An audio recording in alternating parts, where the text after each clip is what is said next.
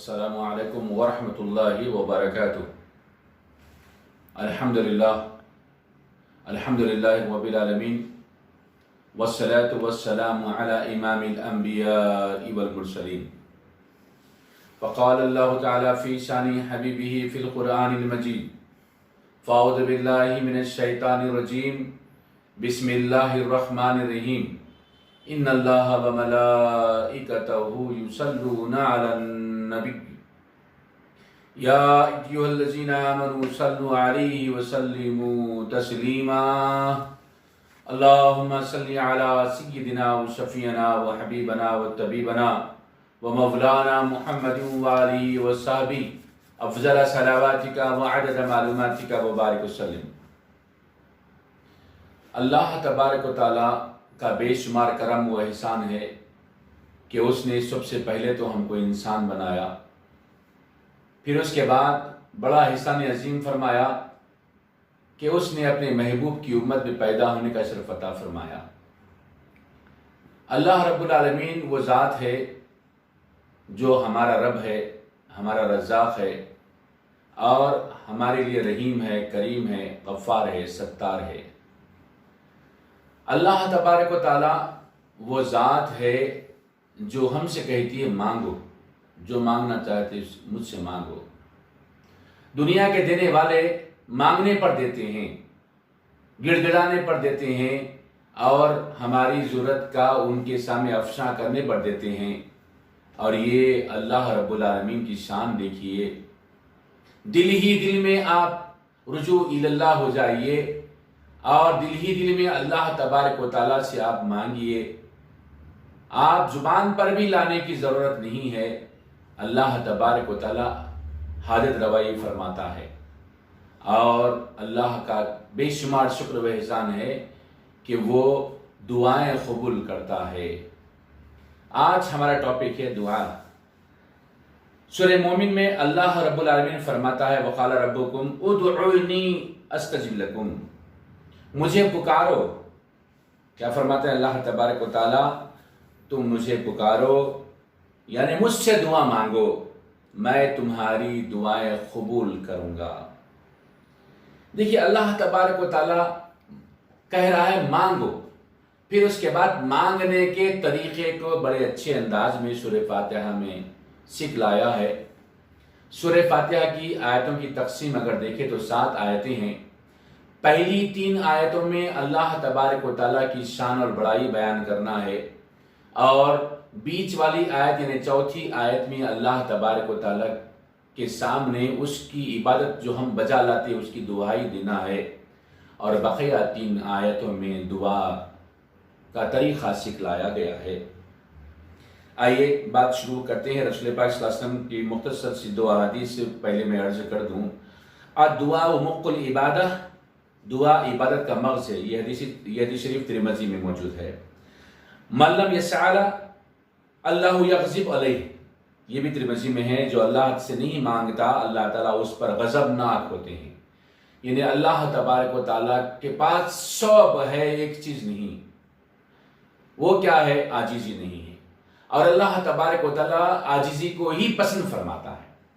आप इनके सारे के साथ आजिज़ी के साथ अल्लाह तबारक व तआला से मांगिए। अल्लाह तबारक व तआला आपकी हाजत रवाई फरमाता है, आपकी ज़रूरत की तकमील फरमाता है। आइए पहली आयत को हम समझने के लिए बात पे गौर करते हैं, जो आयत का मैंने तज़किरा किया है। इसमें 3 बातें समझना ज़रूरी है।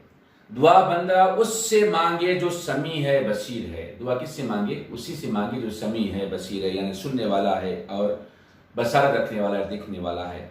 और उससे मांगे जो मालिक है, गर्चे के दिल ही दिल में भी पुकारता है तो वो सुनता है। किससे मांगना? ऐसे मालिक से मांगे आप दुआ जो दिल ही दिल में भी आप पुकारे तो वो सुनता है। कितने बेशुमार वाक़यात आप सुन चुके हैं कि दिल से रुजू इल्लाह हुए, दिल से तौबा किया, किसी और को तज़किरा नहीं मिला, किसी और को उस बारे में इल्म नहीं, लेकिन उसके बावजूद भी अल्लाह तबारक व तआला उनकी दुआओं को कबूल किया। दूसरी बात ये यकीन रखे कि वही हमारा हाजित रवा है, वही हमारा हाजित रवा है और हमारी ज़रूरतों की तकमील करना उसके इख्तियारात कुल्ली में से वही एक अकेला है जो हमारी हाजित रवाई करता है। तीसरी बात यह है اللہ کے سوا کسی اور سے دعا نہیں مانگنا چاہیے۔ اللہ کے سوا کسی اور سے دعا نہیں مانگنا ایک اختلافی بات اگر لوگ سمجھے تو یہ ہے کہ بھائی ہم جو ہے نا وسیلہ لینا کہ نہیں لینا، یہ اختلافی بات ہے۔ اس کے بارے میں انشاءاللہ ایک الگ سے جو ہے نا ہم ویڈیو تیار کریں گے اور آپ کی خدمت میں پیش کریں گے۔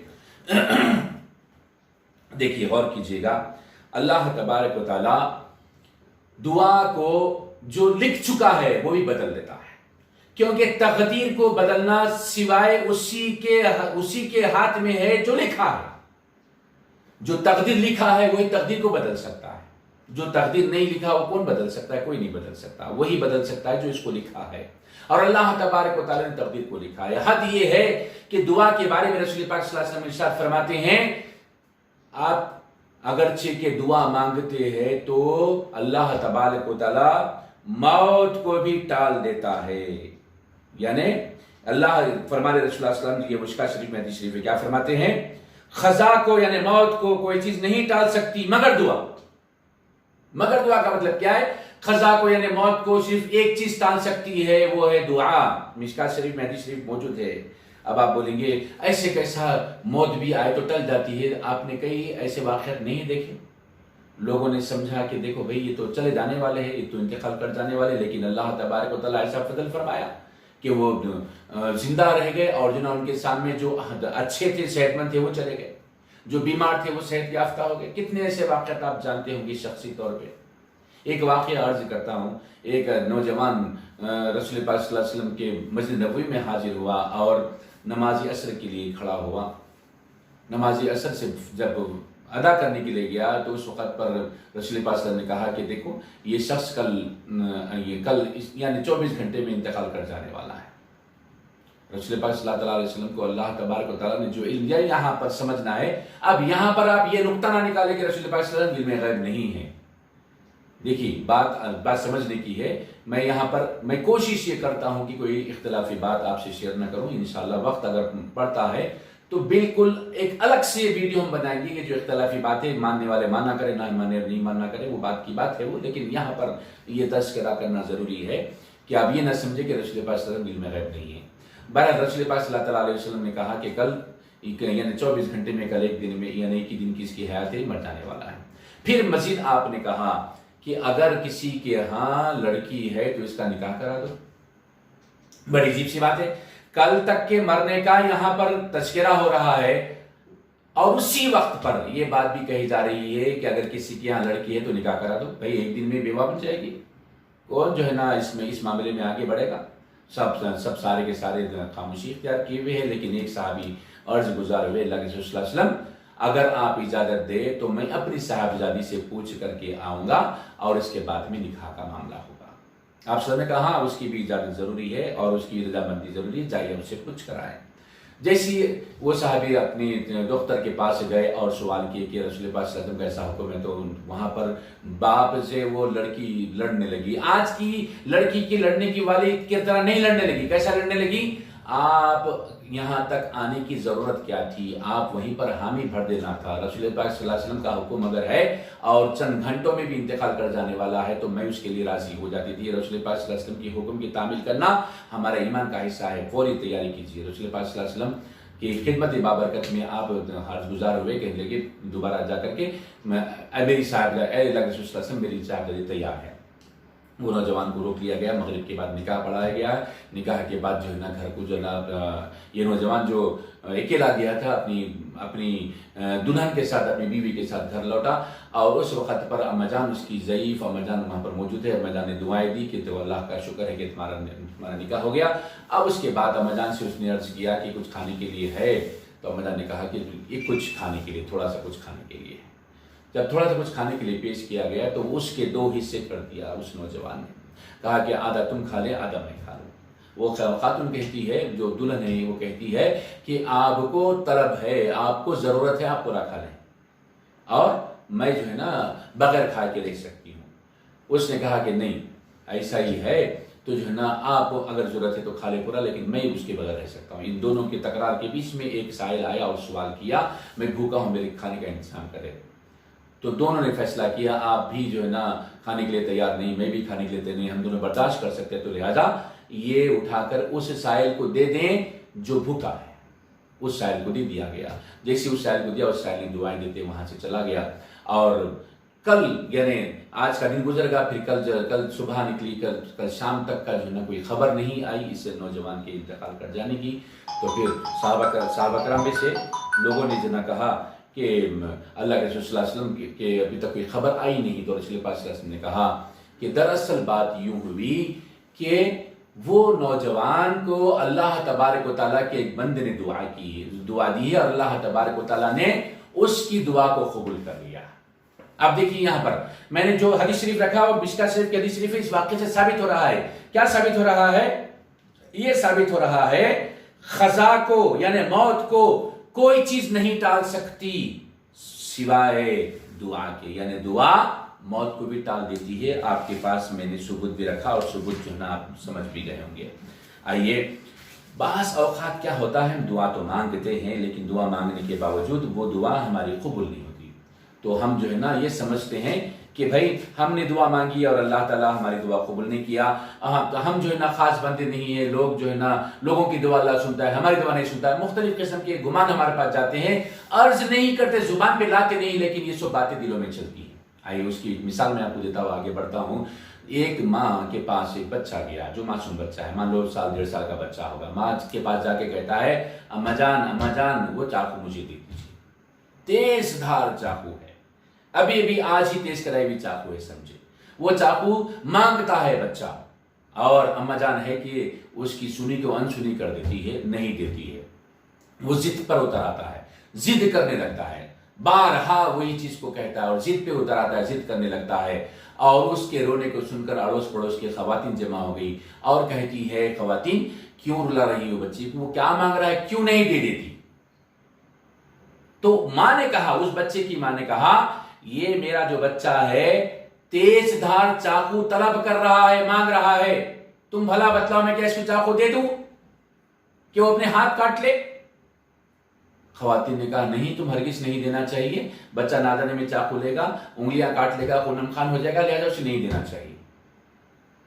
ایسے ہی معاملہ ہے، بعض اوقات ہم اللہ تبارک و تعالیٰ سے رجوع ہو کر مانگتے ہیں، وہ ہمارے حق میں چاقو ہوتی ہے جس سے ہم کو نقصان پہنچنے والا ہوتا ہے، لیکن اللہ تبارک و تعالیٰ اسے ہم کو عطا نہیں کرتا۔ تو ہم کیا سمجھتے ہیں؟ ہماری دعا اللہ نہیں سنتا، ہماری بات اللہ تعالیٰ نہیں سنتا، لوگوں کی دعائیں سنتا ہے، سارے لوگوں کی دعا اللہ سنتا ہے، صرف میری دعا نہیں سنتا۔ نہ جانے کیا کیا ہمارے دلوں میں گمان پیدا ہوتے ہیں، نہ جانے کیا کیا باتیں ہم اپنے آپ میں سوچنے لگتے ہیں جو کہ سراسر غلط ہے۔ اللہ کے واسطے ایسا نہ سوچے، اگرچہ کہ اللہ تبارک و تعالیٰ نے اس وقت پر جو ہم نے طلب کی ہے وہ چیز نہ دے تو سمجھ لینا کہ نہ دینے میں میری بھلائی، اسی میں میری بھلائی، اسی میں میری اچھائی ہے۔ اگر وہ مل جاتی تو شاید میرے نقصان فائدے سے زیادہ نقصان ہوتا، لہٰذا اس نقصان سے بچانے کے لیے میرے مولا اس کو وہ چیز میرے کو نہیں عطا کیا۔ یہ تصور سے آپ کام لیں تو بات سمجھ بھی آئے گی اور بہتر رہے گا۔ اب آگے آئیے، دعا تو قبول ہوتی ہے، یعنی دعا یا تو قبول ہوتی ہے یا بلا ٹل جاتی ہے، یا اجر دیا جاتا ہے، یا پھر اجر محفوظ کر دیا جاتا ہے قیامت تک کے لیے۔ یہ باتوں پہ ہم گفتگو کریں گے۔ کیا کیا بات ہے اس میں؟ دعا یا تو قبول ہوتی ہے یا بلا ٹل جاتی ہے، دعا مانگتے ہو دعا قبول نہیں بھی سمجھتے لیکن اس کی طرف سے بلا ٹل جاتی ہے، یا اجر دیا جاتا ہے، اللہ تبارک تعالیٰ اجر عطا فرماتا ہے اس دعا مانگنے کے بدلے میں، یا پھر وہ دعا کو محفوظ کر دیا جاتا ہے۔ کیسے محفوظ کر دیا جاتا ہے؟ وہ دعا جو مانگا تھا اللہ نے محفوظ کر دیا اور اس کا اجر و ثواب قیامت کے دن عطا فرماتا ہے۔ ایک حدیث شریف میں آیا ہے، رسول پاک صلی اللہ علیہ وسلم ارشاد فرماتے ہیں، لوگ کہیں گے یا اللہ میدان حشر میں جب وہ دعائیں جو ان کی قبول نہیں ہوئی تھی اس کا اجر جب عطا کیا جائے گا تو لوگ کہیں گے یا اللہ بقیہ دعائیں جو ہم دنیا میں مانگے تھے تو کیوں قبول کیا؟ سارے کے سارے قبول نہ کرتا تو آج اجر ہم کو زیادہ ملتا تھا، آج جو اجر مل رہا ہے اس سے کئی گنا زیادہ ہم کو اجر ملتا تھا، کیوں تمہاری دعائیں قبول کیا؟ یعنی اللہ تبارک و تعالیٰ کسی حال میں دعا رد نہیں کرتا، یہ اس بات ثابت ہوئی۔ لیکن یہاں پر ایک بات ذہن نشین کر لے، وہ دعا یا تو آپ اچھے کام کے لیے کرنا، دو باتوں سے ہٹ کے کرنا۔ کیا؟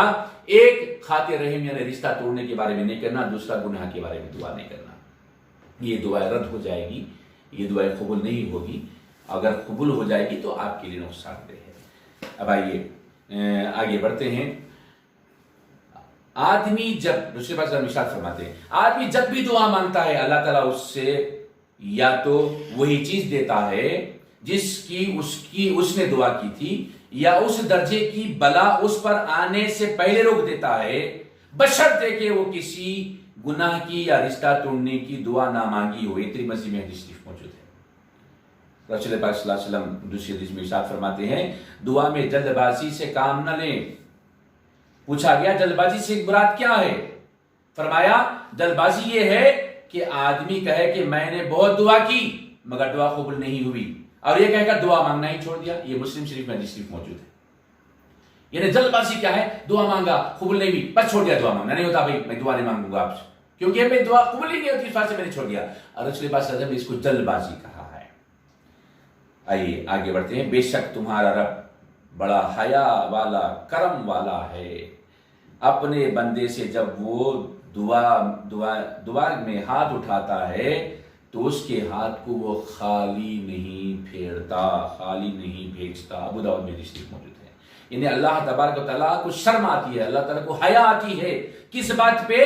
بندہ ہاتھ اٹھائے دعا کرے اور اس کی دعا رد ہو جائے. اب رد نہیں ہوتی تو کہاں ہے؟ 4 الگ الگ مقامات پہ ہے, وہ آپ کو میں نے پہلے بتا دیا ہے. آگے اور اس حدیث شریف میں آتا ہے دعا اپنے بھائی کے پیٹھ پیچھے کی جاتی ہے تو وہ رد نہیں ہوتی. میں یہاں پر بیٹھا ہوں, میرے بھائی جو ہے امریکہ میں ہے, میرا بھائی سعودی عرب میں, میرا بھائی قطر میں ہے, میرا بھائی کہیں اور ہے, میں اس کے لیے دعا کر رہا ہوں تو اللہ تبارک و تعالیٰ ایسی دعا کو رد نہیں فرماتا. پیٹھ پیچھے کی دعا ہے یہ, اور اسی قدر دعا مانگنے والے کے حق میں بھی دعا قبول ہوتی ہے. یہ حدیث شریف مسلم شریف میں موجود ہے. اور ایک حدیث میں آیا ہے دعا غیب کی حق میں بہت جلد قبول ہوتی ہے. ابو داؤد اور ترمذی میں حدیث شریف موجود ہے. پھر اس کے بعد رسول اللہ ارشاد فرماتے ہیں دعا یقین کے ساتھ کرو, دل غافل کی دعا اللہ قبول نہیں فرماتا. دعا کر رہے ہیں کہیں اور کھوئے ہوئے ہے, دعا کر رہے ہیں کہیں اور خیالات میں ہیں, دعا کر رہے ہیں کہیں اور آپ کا دل لگا ہوا ہے. ایسا نہیں, بے خیالی سے دعا نہیں کرنا چاہیے. دعا کیسی کرنا چاہیے؟ دعا آپ دل غافل کے ساتھ نہیں بلکہ دل مطمئنہ کے ساتھ آپ دعا کریں. اللہ تعالیٰ دعا رد نہیں فرماتا. اور اسی میں ابو ہریرہ سے روایت ہے جس کو یہ اچھا معلوم ہو کہ اللہ تعالیٰ اس کی دعائیں سختیوں اور تکلیفوں کے زمانے میں قبول کرے تو اسے راحت اور فراغت کے زمانے میں دعا کرنا چاہیے. ترمذی میں شریف موجود ہے. عام طور پہ جب سختیاں آتی جب ہم دعائیں کرتے ہیں اور ہم بولتے ہیں بھائی ہماری دعا قبول نہیں ہو رہی, جبکہ اچھی حالت ہوتے دعا ہی نہیں مانگتے. سکون میں اب کیا ضرورت ہے ہم کو دعا مانگنے کی؟